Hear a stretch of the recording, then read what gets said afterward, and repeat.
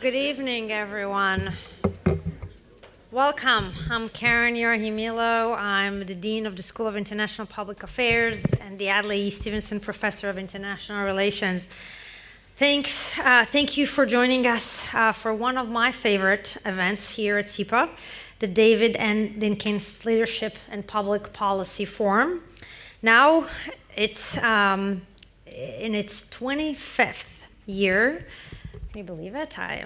It's amazing. Hosted by SIPA's Urban and Social Policy Concentration and the Institute of Global Politics. I want to thank Ester Fuchs and Mayor Michael Nutter, two of our wonderful SIPA faculty members, for their leadership and commitment both to this forum and for keeping alive Mayor Dinkins' vision of how policy schools like ours can have a greater impact in our cities, in our communities. And Mayor Dinkins was part of the SIPA family for 27 years as an educator, a mentor, and a beloved colleague. I was always inspired by his passion for teaching his students not just about politics and public policy, but for instilling in them a sense of service and giving back to their local communities. This forum was Mayor Dinkins' way of deepening, SIPA's engagement with our city, to put forth bold new ideas, and to make cities across this country more livable, safe, equitable, and prosperous. And children were at the center of everything that he did as an elected official and later as a private citizen. Among his lasting achievements are community schools and the Beacon School program, which provides students with support and programming after schools and on the weekends. His signature criminal justice achievement, Safe Streets, Safe Cities, was nicknamed Cops and Kids because the state legislation to increase funding for police officers also included funding for after-school programs. And across the city, you will find a generation of devoted public servants inspired by the mayor's vision of the city that offers economic opportunities and community support to all New Yorkers. As he said in his inaugural address as mayor, I see New York as a gorgeous mosaic of race and religious faith, of national origin, and sexual orientation. Today's forum is entitled Fighting for a Better Future, Labor and Education Policy, and we are fortunate to be joined by Randi Weingarten, one of America's leading experts in both education and workforce policy. Thank you so much, Randi, for being with us today. What goes in our nation's classroom is of vital importance for individual students and for society. In a democracy, education has two cornerstones: preparing students to effectively participate in our political process and ensuring the students who attend secondary school and college can translate their hard work in school into economic stability. And this last election showed us that for many Americans, the American dream feels out of reach.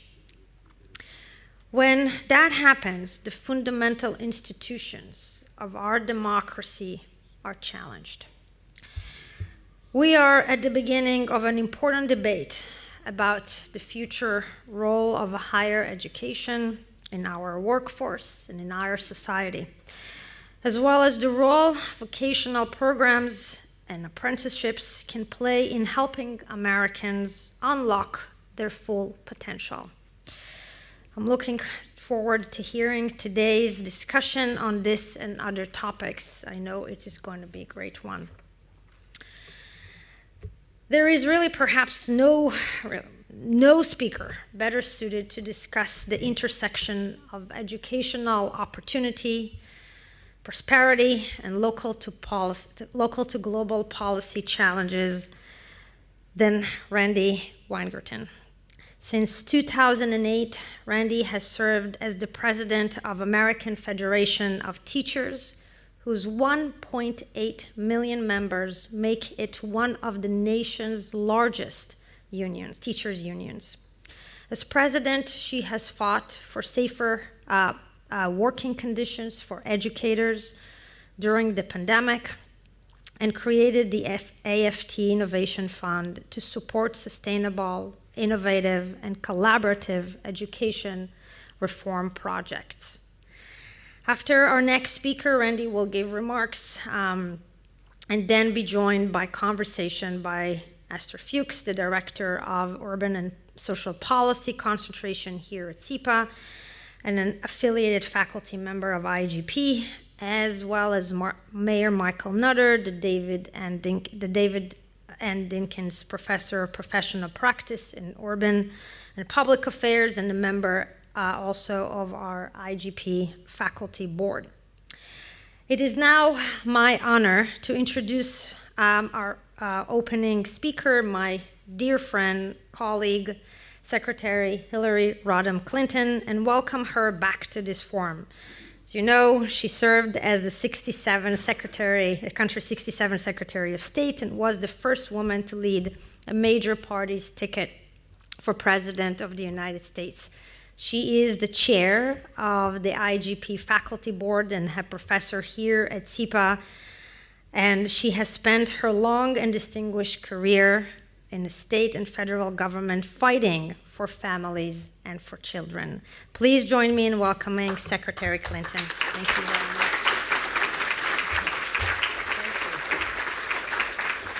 Well, thank you very much, Karen, and welcome to everybody gathered here and on the live stream who are part of this important annual event, an event held in honor of former Mayor David Dinkins, who always had an open mind and an open door for anyone who had ideas about how to improve life for the people in this city that he loved. I've had the honor of addressing this forum several times over the past 2 decades, and I know how lucky we are to have Randi Weingarten here as the speaker this year. I'm going to move quickly so that you can hear from her, because in the many years that I've known Randi, worked with Randi, listened to Randi, I've always been impressed by her dedication to improving educational opportunities for not just the children of America, but all the people of our country.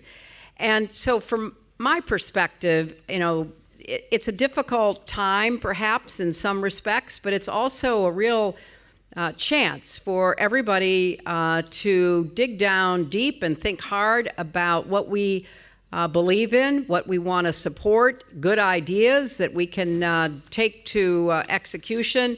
The states are supposed to be the laboratories of democracy. Now they have a chance to prove that they are. And listening to Randi, who has fought for schools, public health, public education, everything that goes into making for a healthy and successful community, is someone who has a lot of experience and perspective about what we can and should be doing. So it's a real honor for me to welcome the President of the American Federation of Teachers to the platform. Please join me in welcoming Randi Weingarten.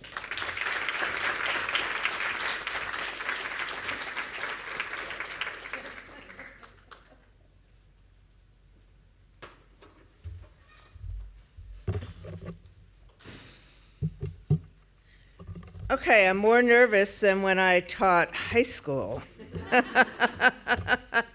At Clara Barton High School in Brooklyn, New York. So thank you, Madam Secretary. Thank you to the Dean. Thank you to my dear friend, Professor Fuchs.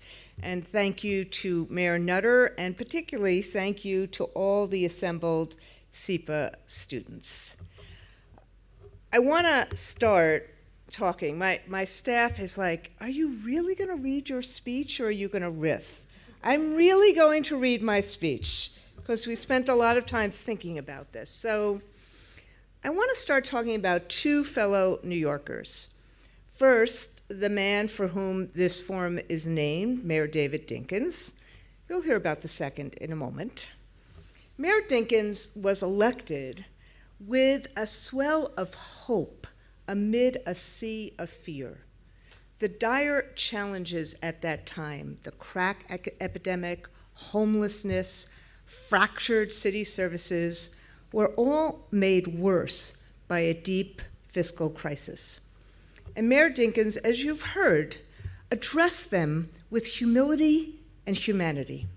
His policies centered on children and families and communities, from after-school programs to community policing. I was counsel to the UFT at the time, the New York City Teachers Union, and had started teaching in Crown Heights, Brooklyn in September 1991, just weeks after the incident that was the turning point in his mayoralty. David Dinkins loved the city he called the gorgeous mosaic. He believed New York could prosper if we respected our diversity, if we found common ground and pursued mutual goals, each of us important and distinct pieces of that gorgeous mosaic. And I'm honored to deliver a lecture named for him, because etched in me during that turbulent time is an understanding that in public policy and politics, we are always in a race between hope and fear, aspiration and anger.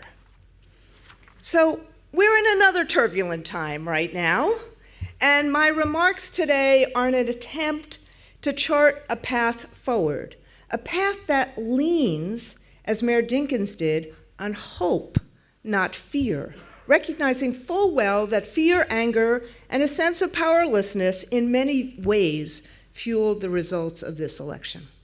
Which brings me to the other New Yorker who looms large today, actually a former New Yorker, Donald Trump. It's fair to say his approach is quite different from Mayor Dinkins, and that the United States is at a turning point with his ascension to the presidency. Now, my primary purpose today is not to analyze the election. This esteemed university has plenty of intellectual firepower to do that. But I do think that incumbency, inflation, immigration, and identity were at play. And yes, sorry, I do love alliteration. So when people feel powerless to improve their lives, they often vote to punish the incumbent.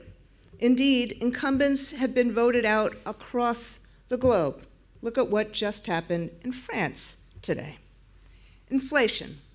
In our fractured society, Americans had at least one thing in common: the cost of housing, gas, and eggs was and is too damn high. Then, as the wizard says to Elphaba in Wicked, you must have a scapegoat to blame, which in this election became immigrants. Finally, identity.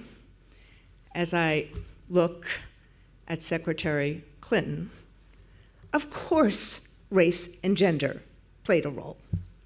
But so did class, big time, as evidenced by Trump's gains among non-college educated voters of all races.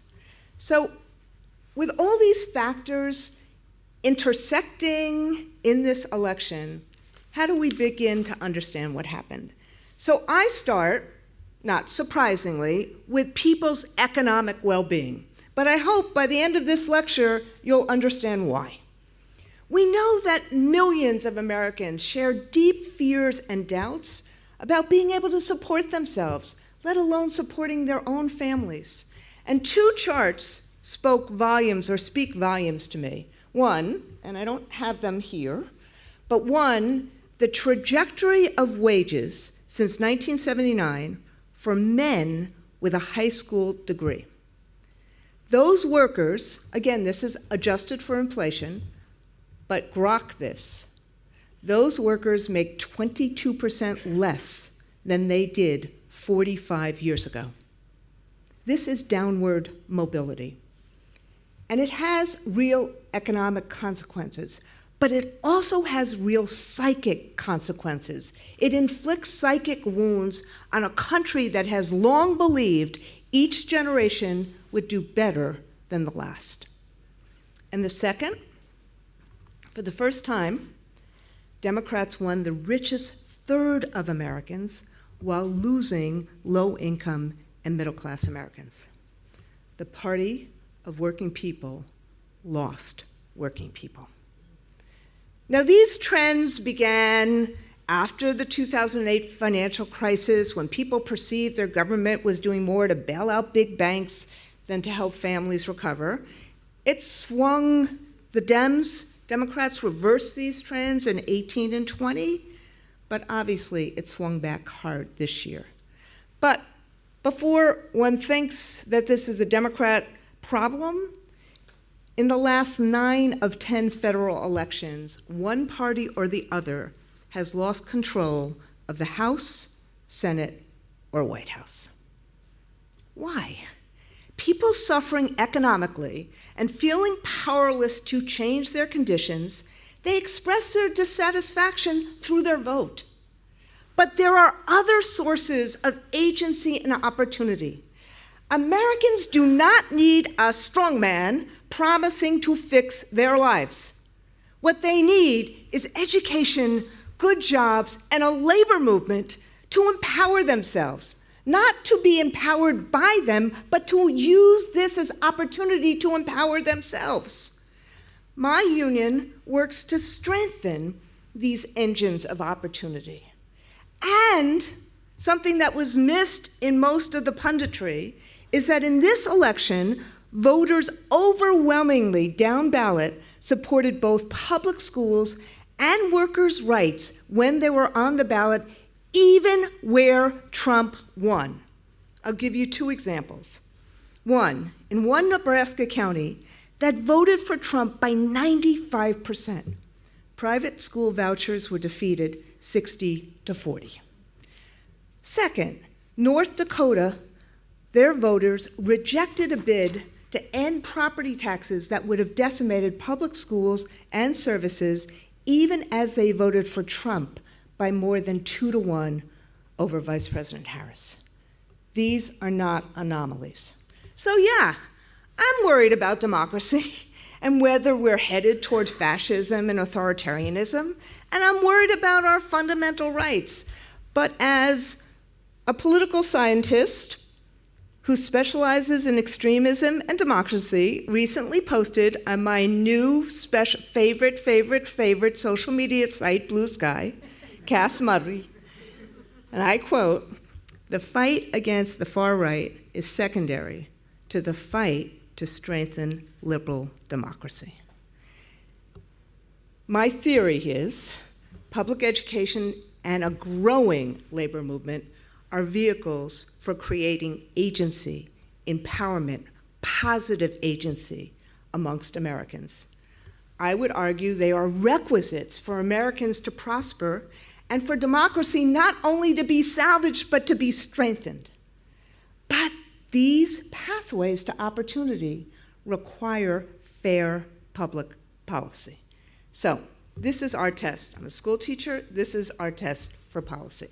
It's twofold. Number one, will it help make people's lives better? And number two, does it respect basic humanity? And I would suggest that other people are getting to this place as well. Think about what Bernie Sanders, Elizabeth Warren, and Pramila Jayapal have all recently said. They have said that if the president-elect means what he says about enforcing antitrust laws, protecting Social Security and Medicare, and capping consumer credit rates, they'll support that.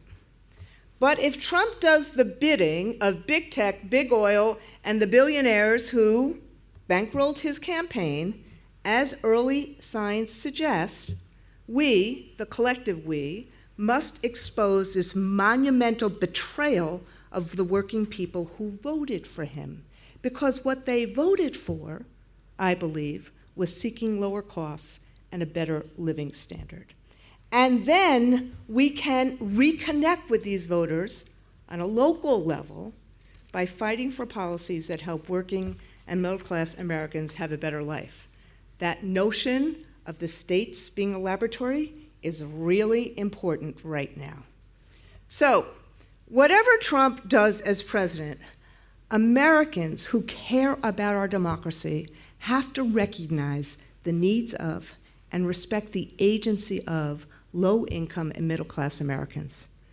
And that means breaking with decades of neoliberal, trickle-down economic policies, policies that have disempowered and disconnected us from each other and hollowed out communities and the American dream while consolidating power for billionaires. So that means learning from another New Yorker, Franklin Roosevelt, who enacted policies that gave all Americans a fighting chance to succeed. So, strengthening the two best pathways to opportunity, public schools and unions. Fighting for a better life. Fighting for the dignity and respect of all. And that's where my members come in, because in a world of great distrust, of great unease, AFT members who work, as the Secretary said, in pre-K through 12 education, higher education, healthcare, and public services, they're trusted. And they're trusted, we're trusted because we make a difference in a very local level in the lives of others. And so, while we may punch above our weight, AFT is 1.8 million members, we grew 100,000 members in this last year. We still only make up 0.5 of the country's population. And so I'm going to borrow something that my wife, Rabbi Sharon Kleinbaum, says all the time, which is none of us can do everything, but each of us can do something to reclaim that promise of America. So let me throw out a few strategies. Here's 3 educational strategies that can enable agency, opportunity, and trust. And they can be done ground up, neighborhood by neighborhood, community by community, because that's where it works best. That's where you're going to recreate trust, particularly in this era of disinformation. Literacy. Reading should be a national priority for students and the 20% of adults who have difficulty reading. That is what the AFT is doing through our Reading Opens the World campaign. We've given away 10 million brand new books, 10 million, to children, families, and communities over the last decade. Books with engaging topics and characters who kids often explain, oh my God, that looks like me. And in response to the educational losses from the pandemic, the AFT has used Reading Opens the World to disrupt learning loss, connect with families, and build relationships. As others have banned books and tried to erase history, we've given out books, including acclaimed banned books, at more than 400 community events across the country in the last 2 years. We've given books to social workers to bring on home visits so they help connect with children. We've given them to school bus drivers so students can read on long bus rides. And last December, AFT members in Cleveland gave out thousands of books during the Christmas holiday reading parade, the Cleveland Reading Parade. This December will be at community events in Texas and Florida, and we plan to give out another 1 million books in 2025. It's not enough. So we'll work with any philanthropy, any city, any library, any union, any school board who's willing to do this, community by community by community. Second, And this is something that the dean has already said, and that those of us who lived in New York during Mayor Dinkins' mayoralty knows, Mayor Dinkins' Beacon Schools, community schools. Student, family, and educator well-being has to be a focus. The AFT is working across the country to open more community schools, public schools that are both a place and a partnership between educators, students, families, community members, and service providers. From serving immigrant families to adult education, community food banks, clothes closets, to the longer school days that were a centerpiece of Mayor Dinkins' Beacon Schools, community schools are one of the most effective strategies we have to connect students and families and communities. And they also work academically. The AFT is working with parents to minimize the harm of social media for our young people, taking on the tech companies that put profits ahead of children's well-being. And if you know a teacher, you know that they are stressed out, burnt out, overworked, and underpaid. They're depleted by the difficulties of the pandemic and demoralized by the creep of the culture wars into education. And all of this has created alarming teacher shortages, and of course, we are working on several fronts to reduce stress, improve well-being, and support so that teachers don't feel like they have to leave the classroom. And any of you who want to be a teacher, we welcome you into our profession. But the third one is this: schools have to be relevant and exciting, so kids want to be there. They need engaging, experiential, hand-on learning.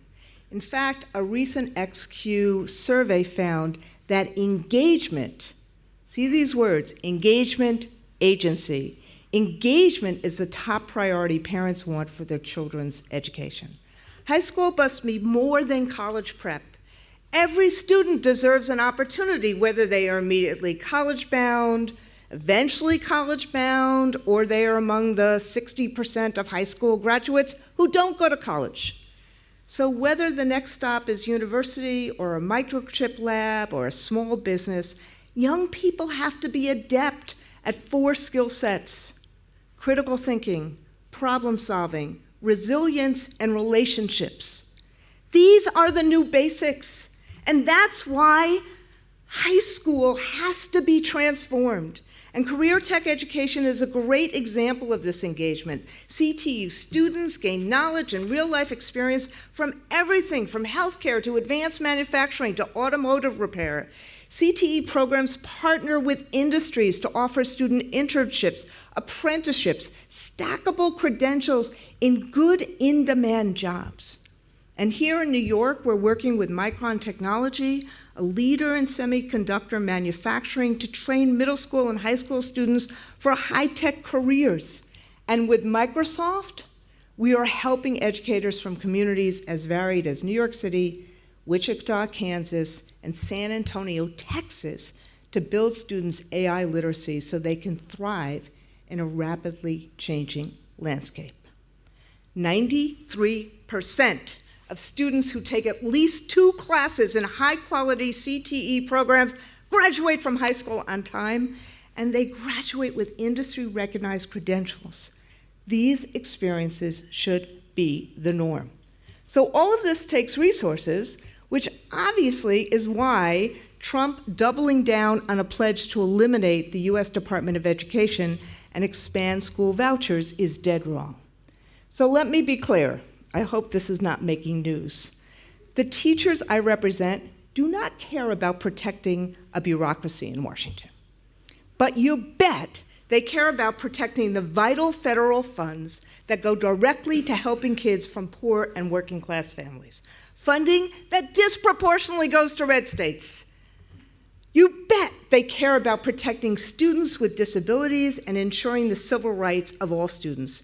These essential US DOE functions, if eliminated, will have a disastrous effect on children and families. Public schools ignite opportunity for students, and a union card sustains that opportunity through their careers and into retirement. So I'm going to go throw down another gauntlet. This, I hope, makes news. if the president-elect wants to make good on his populist promises to working-class voters, he'll support all workers' rights to organize and join unions, which, by the way, his designee to lead the Department of Labor has supported. Let me give you just a couple of facts as I end in about 4 minutes. The economic advantages of union membership are clear. Union members enjoy higher wages and better benefits. Union households have nearly 4 times the wealth of non-union households, and they are more likely to own a home and have a retirement plan. Support for unions is at the highest level since 1965, and almost 90% of Americans under the age of 30 support unions, a group that swung towards Trump in this year's election. Nearly half of non-union workers say they would vote for a union if they could, yet only 1 in 10 workers are in a union. In fact, Americans are 13 times more likely to have an Amazon Prime membership than to have a union card. And speaking of Amazon, one cause is 5 decades of efforts by billionaires and big business to decimate unions. Deunionization is a significant factor in the surge in inequality and the decline of the middle class over the last 40 years. So no wonder so many people feel hopeless. Feelings of loneliness and hopelessness and lack of agency are especially acute in young men. Just take a listen to the Manosphere podcasts. Unions, as well as the educational strategies I outlined, are antidotes to this anxiety and isolation that so many feel. Yes, people form and join unions to have agency, to have control over their destiny.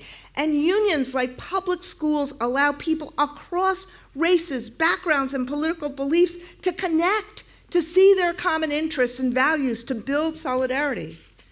But conversely, the downward mobility and anxiety facing working people today are the result of a trickle-down economy enabled by political leaders.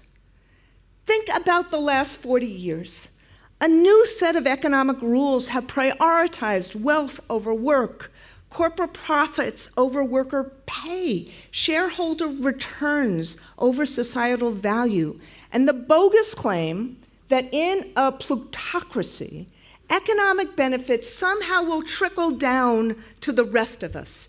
This system concentrated power in the hands of billionaires and big corporations, giving them wealth and influence at levels exceeding even the 19th century Gilded Age. Sarah Beth Rosenberg and I teach about this all the time. It's no coincidence that as worker power has diminished, wealth has consolidated at the top, inequity has grown, and public confidence in democracy has weakened. So yes, of course, we need to grow the economy, which is always the pretext for neoliberalism. The myth goes something like this: unregulated and unbridled markets with no guardrails will solve everything. And this neoliberal philosophy, it doesn't work, it hasn't worked, it will never work for anyone but the rich, yet it keeps getting repackaged and resold to the American people with a promise that this time it will be different. It's kind of like an ex claiming that they've really changed. So it's time to break up with trickle-down neoliberalism in this country. So as a teacher of history, I kind of look back to an earlier time of economic crisis and turmoil, the Great Depression, for a path forward. Because think about it, it's 2024, think about the 1920s. Not just flappers and speakeasies and the Great Gatsby. It was a time of immense economic equality, of unprecedented wealth at the top, of racism and lynchings, of immigration crackdowns, of tariffs and trade wars, of isolationism. A president at that time who first coined the American First movement and policies that led to the Great Depression. It was also the time of the original progressive movement, which advocated for social and political reforms to help the working class fight and to help the fight against political corruption and to reduce this political and wealth concentration. Progressives like New York governors Al Smith and Franklin Roosevelt, who focused on tangible solutions that made life better for people, ideas and policies that were later used in the New Deal. So once FDR was elected president in 1932, these progressive policies led the country out of the depths of crisis, especially for the least advantaged Americans. And one of my sheroes, in addition to Secretary Clinton, was Frances Perkins, who served as FDR's Secretary of Labor. Perkins pressed for the Wagner Act, giving workers the right to organize and bargain collectively. She fought for the first federal minimum wage and maximum work week. She chaired the commission that would later become or develop the legislation for the Social Security Act. Roosevelt and Perkins believed in reforms that would propel opportunity for generations and fundamentally restructure America's economy to benefit working folks. What happened to union membership that decade? Union membership surged. What happened in terms of high schools? More and more people graduated from high schools. What happened was the greatest middle class, the creation of the greatest middle class in the history of the world. Yes, I know I am omitting a few facts. But starting in the 1970s, neoliberals and corporate interests coordinated to weaken or dismantle these policies, which has led to our current inequality, economic insecurity, and crisis of democracy. So, SIPA students, let's gather inspiration from those progressive reformers who showed us that we must match times of great anxiety and hopelessness with great ambition. Laws and policies and institutions have to meet this moment. Congress has to pass the PRO Act. We have to increase the minimum wage. We have to rewrite economic rules to stop big corporations and billionaires from further rigging capitalism. Let's build on the Affordable Care Act. Let's guarantee Social Security for generations to come. And finally, invest adequately in public education. Let's provide educators and students with the supports and resources they need for these meaningful pathways that I've just talked about to engage them, equip them with the skills and knowledge they need to have agency and opportunity to find their American dream. And if the powers that be in this country fight against this agenda, we fight back. We have to create an economic movement for all families to be better off. And that takes organizing in our communities and in the halls of power, whether it's transforming a high school or organizing a community literacy event or participating in a local election, supporting a local union, cleaning up a park, or any civic participation that builds agency or trust or community. We'll do our part, my union will. AFT members making a difference in the lives of people every single day, providing these pathways and fighting for respect and dignity of all Americans. Just like when David Dinkins was mayor, we're in a race between hope and fear. For hope to win, this requires all of us. The simple truth is, we all do better when we all do better. We must fight for the promise of America for all of us, for our freedoms, for our democracy, and for working folk and kids to have real agency and opportunity. Thank you. So now I get to bring up Professor Fuchs and Mayor Nutter for a chat and a conversation.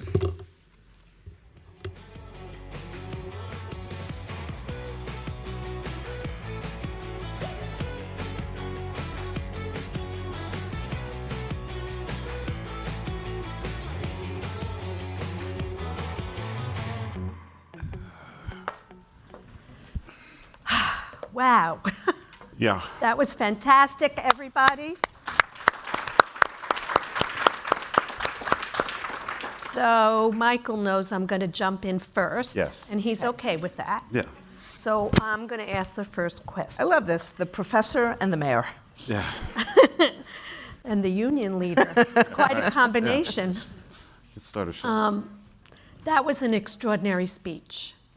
Brilliant and inspirational, and I hope the students here understand the depth of Randi's knowledge and commitment. I think we're all with you. I think that's the good news. So I know Mayor Dinkins, I just have to say this because there's many people here who worked with him. I know he's smiling, I know that, and approving of everything that you said. And I won't get verklempt, but I feel a little verklempt. And I'm going to bring us right to the question that I wanted to ask you first. I mean, let me just say, as you said that, Esther, you think about Mayor Dinkins, I see Kenny Sunshine here, you think about Mayor Dinkins, Basil Patterson, Arthur Barnes, the whole group, Charlie, the whole group was a community that also built on each other and helped each other, and in that was a role model to a lot of us in terms of how you work together. Sorry. No, don't be sorry, and it's absolutely correct. And I think it's only fitting that we remember Mayor Dinkins today. So, and you helped us do that. And I didn't know that you were the general counsel of the UFT then. So that was an amazing time to be in New York, as you pointed out. You mentioned so many important things in the speech, and everybody here knows I'm terrible about asking short questions, but we don't have a lot of time, so I'm going to do that. I'm just going to go right to the heart of this. You spoke about the relationship between agency and public education as part of a way of preventing democratic institutions from becoming undermined. That's something really important to SIPA right now. It's part of the dean's agenda in thinking about our democratic backsliding, but just about how to strengthen democracy. Can you just dig a little deeper on this point of connecting these three factors? So, you know, I wish I was a better student of history than I am. I'm more topical than I am erudite about it. But I do listen to people like Tim Snyder, Heather Cox Richardson, M. Gesson, and so many others that are also, you know, spend a bunch of time here at SIPA and other places, and distilling from them what has happened in the past. And I think that if you look at autocrats, they pretend that they themselves are the power that can fix it, and that just give them the power and they will. But if you look at, and if you think about like the hope theology from Carol, what's her last name, Graham, and listening to history, and even what I just said about the XQ study, when people have agency, even if things don't go well, there's a sense of personal power and a sense then what we try to do of collective power. And so agency can be an antidote in so many different ways to this crushing power of powerlessness and the onset of authoritarianism. And that's why I've been thinking about that word, not just empowerment, but agency, and how you create that. Thank you. Michael. Randi, so I'm going to take a part of an audience question and my own question and kind of put them together. You mentioned, and Esther's definitely the professor, and I'm only the mayor. Oh, only. But you know, I have to really deal with this problem that I'm Yeah. only a professor right now, but Well, you know, I won't. we can I work did on that. work in a mayoral administration we can work for on 4 that. years. His name was federal- Michael Bloomberg. I know him. did work for I Mayor know- Dinkins. Yes, I Too know many both. Michaels, Too too many- many little, too little It time. was a popular name at the time. Because of the federalist system, which has, of course, its pluses and minuses, but there's a certain amount of autonomy for cities and school districts. We'll put aside for the moment this whole Department of Education issue. Funding still remains a question. Who's in charge, right? In many cities, the mayor's not in charge, in some they are, elected school boards, appointed school boards, et cetera, et cetera. From where you sit, public education being the critical component of life, what should mayors, what should cities, what should school boards, elected or appointed, be focused on as it relates to K-12? So, do we have about 5 hours? No, we have. Or we have about 2 6 minutes? Okay. Yeah, So, and you get 4 of them. this, you know, and my view of this has changed over time. The federal government has a role to play. Like if on the work that I've just talked about in terms of career tech ed, we've had career tech ed and vocational ed. Look, I taught in a vocational school where we had to fight to keep it open. Right. So I often say, I love saying, I taught AP Gov in a vocational school. So that should deal with every stereotype and defy every stereotype. But think about it. You need some amount of industrial policy or federal policy to change things. And in fact, what has happened in, I would say, the last generation post World War II is that high school did become essentially college prep. But, and that was kind of a federal theology. It wasn't just something that, you know, the 16,000 school districts in the United States said, oh, let's do that.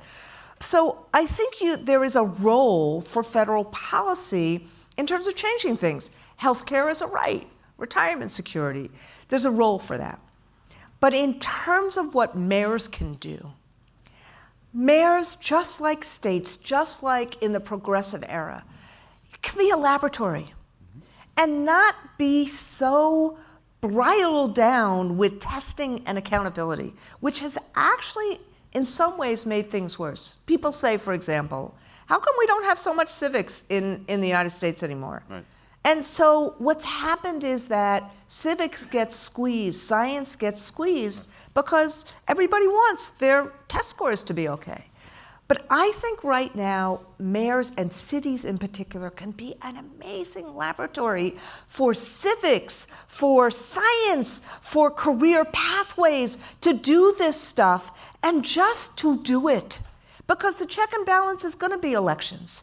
And I think we just have to say, let's stop with, you know, the test scores and let's really focus on experiential learning and for kids to say, I want to go to school.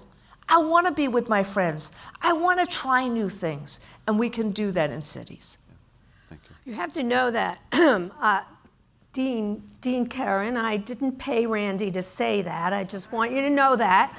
But this is an issue for us now in terms of the way we're trying to focus the curriculum at SIPA, and we're working in that direction. And we know, I mean, I just have to acknowledge Secretary Clinton for 1 second because Mayor Dinkins loved her so much, and she spoke more than once, as she said, at the forum.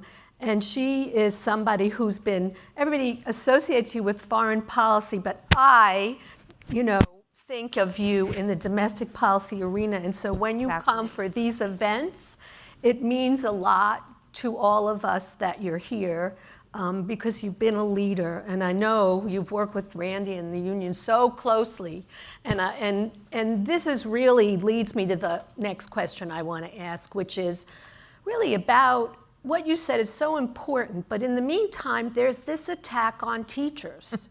And so we really need to understand how all of us here can help in that.